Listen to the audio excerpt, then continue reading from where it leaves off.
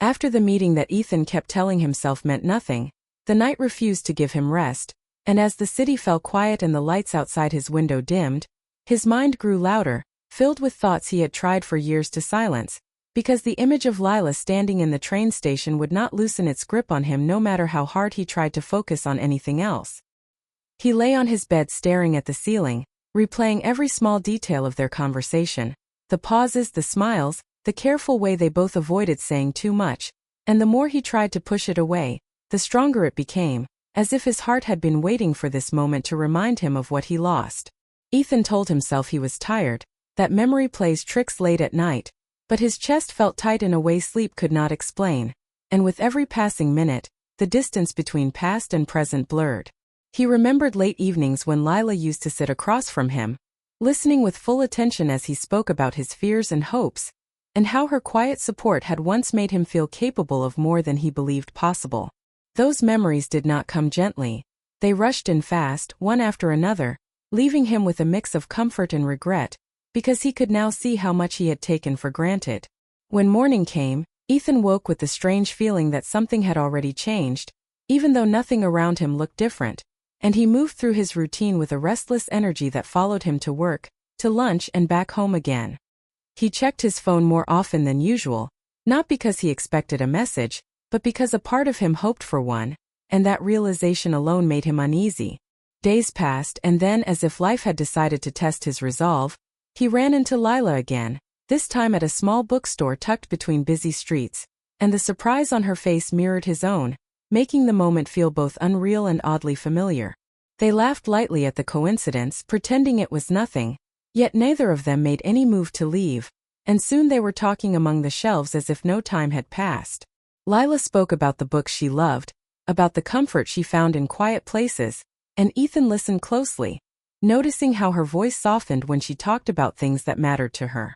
He shared parts of his life too, carefully choosing words that felt safe, but even in his restraint, something honest slipped through, something that made Lila look at him with a deeper focus. As they talked, Ethan felt the pull grow stronger, not dramatic or sudden, but steady and warm, like a slow tide he could not stop, and it scared him because he knew how easily that pull had once led him into love and pain. When they finally parted, it was with a promise that sounded casual. Maybe they would talk again, maybe they would meet for coffee sometime, and Ethan told himself it was just politeness, yet his heart reacted as if it were more.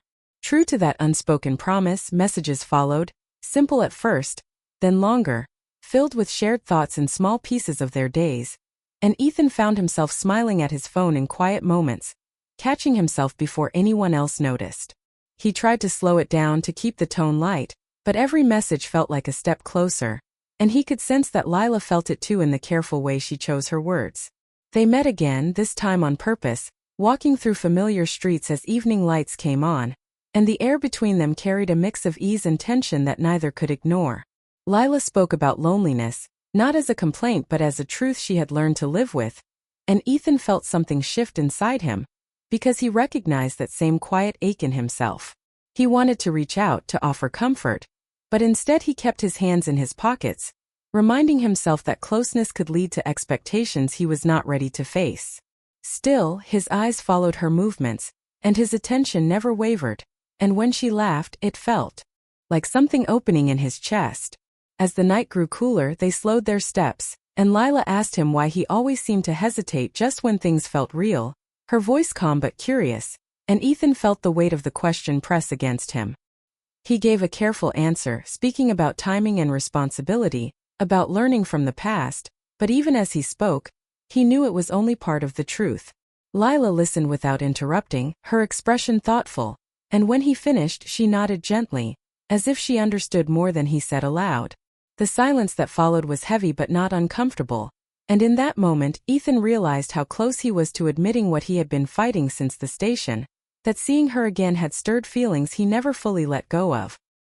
He did not say it, not yet, but the way he looked at her said enough, and as they parted that night, both of them walked away carrying the same unspoken understanding, that something between them was waking up again, and no matter how fast Ethan tried to move forward, his heart was already reaching back, choosing emotion over control. Step by quiet step, sleep refused to come to Marcus after the day he saw Nora again, And as the city settled into silence, his mind raced faster than the traffic outside his window ever had, because once her face returned to his life, every quiet moment began to feel too loud.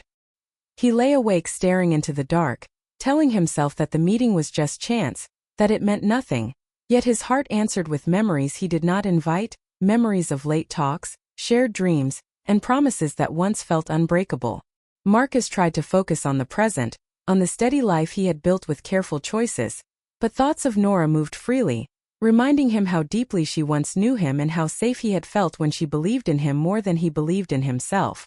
Morning came without relief, and he moved through the day feeling restless, distracted by the smallest things, replaying the sound of her voice and the calm strength in her eyes, and he realized that time had changed her but had not erased her place in him.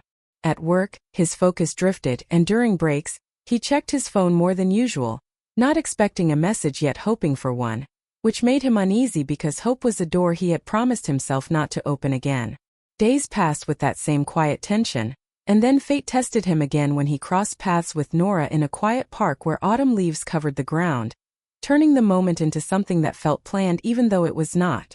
They greeted each other with surprised smiles, and once again, simple words carried deeper meaning, because each question hinted at care and each pause held emotion. They walked together for a while, talking about work, family, and small daily routines, yet every sentence carried a shared history neither mentioned directly. Marcus noticed how Nora listened closely, how she remembered details others would forget, and it stirred something warm and dangerous inside him. He told himself to stay careful, to keep the past where it belonged, but the ease between them made that promise hard to keep. Nora spoke about living alone, about learning to enjoy her own company, and Marcus felt a familiar ache because he understood that quiet loneliness more than he wanted to admit. He shared parts of his life too, choosing his words with care, but even his caution could not hide the truth that seeing her again mattered. When they said goodbye, it was slower than necessary, and the space between them felt heavy with things unsaid. That evening a message came from Nora, short and simple, asking if he was home safe, and Marcus stared at the screen longer than he should have before replying, feeling a mix of comfort and fear. Their messages continued over the next days, growing longer, deeper, filled with small confessions and shared memories that brought both smiles and quiet pain. Marcus tried to keep distance, replying later than he wanted to, changing subjects when feelings edged too close, yet every message pulled him in a little more. When they finally met again, this time by choice, they walked through familiar streets under soft evening lights, and the air between them felt charged with something neither could deny. Nora spoke honestly about her struggles, about moments when she felt unseen, and Marcus listened with full attention, his heart responding before his mind could stop it. He wanted to reach out, to offer comfort, but instead he kept his hands still, afraid that one small touch could break the control he fought to keep. As they walked, Nora asked him why he always seemed to step back just when things felt real, her voice calm but searching, and the question struck deeper than he expected. Marcus answered carefully, speaking of fear, of lessons learned, of not wanting to hurt anyone again. But even as he spoke, he knew he was holding back the truest part. Nora did not push, but her eyes held understanding, and in that quiet moment, Marcus realized she saw more than he said. The night grew cooler, their steps slowed, and the silence between them felt full instead of empty, filled with emotion neither named. When they parted, there were no promises, only a shared look that said enough, and as Marcus walked home alone he knew something had shifted beyond his control. He had tried to protect himself with distance and reason, but his heart had already begun to choose connection over safety, and with each step forward he felt himself moving closer to a truth he could no longer ignore. That seeing Nora again had awakened feelings he never truly left behind, and no matter how fast life moved, those feelings were now moving with him. From the moment Alex realized he was waiting for her messages, he knew the balance he had fought to keep was slipping because every sound from his phone pulled his attention away from work, from friends, from the life he claimed was steady, and even when the screen stayed silent, his thoughts filled the space with her presence. Her name was Iris, and somehow she had returned to his world without force, without drama, simply by being honest, and that honesty unsettled him more than conflict ever could. Alex told himself that messages were harmless, that words on a screen did not carry the weight of real choices. Yet each exchange felt like a step closer to a place he had once sworn never to return. Their conversations moved fast, skipping small talk and settling into deeper topics, memories, fears, and moments they rarely shared with others, and Alex found himself opening up without planning to, surprised by how natural it felt to let Iris see him again. He tried to slow things down by changing subjects or replying later than he wanted, but the connection did not weaken. It only grew quieter and stronger, like something alive beneath the surface. When Iris suggested they meet one evening to walk and talk, Alex agreed before his mind could argue. And by the time he realized what he had done, it was too late to pretend he did not care. The night they met, the streets were calm, lit by soft lamps that made everything feel slower, and as they walked side by side, Alex felt both comforted and tense, aware of every step, every breath, every small movement between them. Iris spoke about her life, about how she had learned to stand on her own after disappointment, about the strength she found in letting go of expectations, and Alex listened with full focus, feeling respect and longing rise together in his chest. He admired her growth, her calm confidence. Yet that admiration carried sadness too, because it reminded him of the role he once played in her story, and how easily he could hurt her again. As they walked, Alex caught himself watching her expressions, the way her eyes softened when she spoke honestly, the way her voice changed when emotions surfaced, and he knew his restraint was thinning. Iris noticed his silence and asked gently what he was thinking, and in that moment, Alex felt trapped between truth and safety. He wanted to admit that he felt pulled toward her, that seeing her again made him question choices he believed were settled, but fear stepped in, reminding him of past mistakes and broken promises. He answered with half-truths, speaking about stress, about confusion, about not being sure what he wanted, and Iris listened without judgment, though disappointment flickered briefly across her face before she hid it. The walk continued, but the air shifted, heavier now, filled with questions neither asked out loud. When they reached a quiet spot by the river, Iris stopped and looked at him directly, asking why he kept getting close and then pulling away, why his words said one thing while his actions said another. The question landed hard because Alex knew she was right, and there was no easy answer left. He took a breath and admitted he was scared. Scared of repeating the past, scared of wanting something deeply and losing it again, scared of hurting her when she did not deserve pain. Iris nodded slowly, her expression calm but emotional, and she told him she did not need promises, only honesty, because uncertainty hurt less than silence.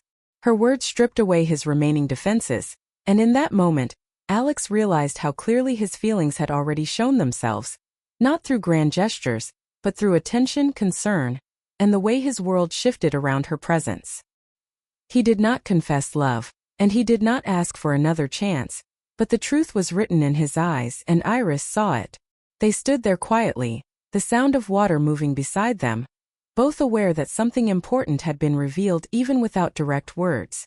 When they finally turned back, walking in opposite directions, Alex felt a mix of relief and fear, knowing that pretending was no longer possible.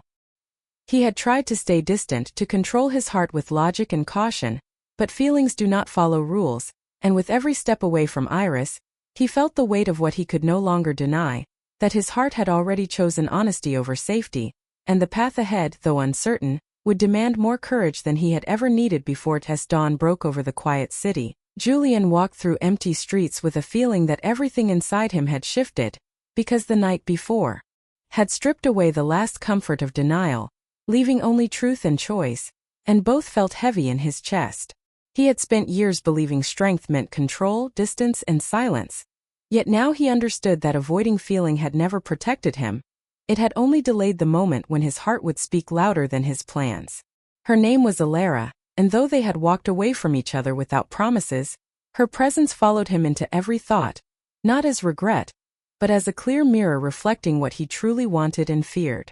Julian replayed their final moments again and again, the calm in her voice, the honesty in her eyes, the way she asked for truth instead of certainty, and he realized that for the first time in his life, someone had not demanded more than he could give, only that he stop hiding. He went through his morning routine with steady hands but a restless mind, drinking coffee he barely tasted, watching the city wake as if nothing important had happened, Yet everything felt different because he could no longer lie to himself. At work, tasks blurred together as his thoughts returned to the quiet strength Alara carried, the way she had rebuilt herself after disappointment, and how that strength had drawn him in more deeply than comfort ever had.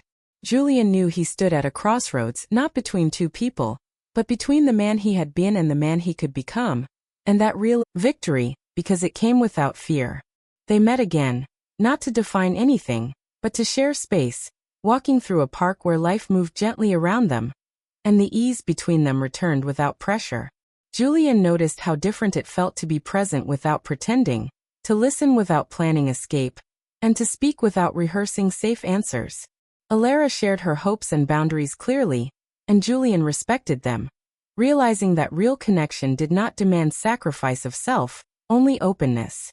As weeks turned into months, their bond grew slowly, built on trust instead of urgency, and Julian learned that love did not always arrive with certainty, but with choice, effort, and care.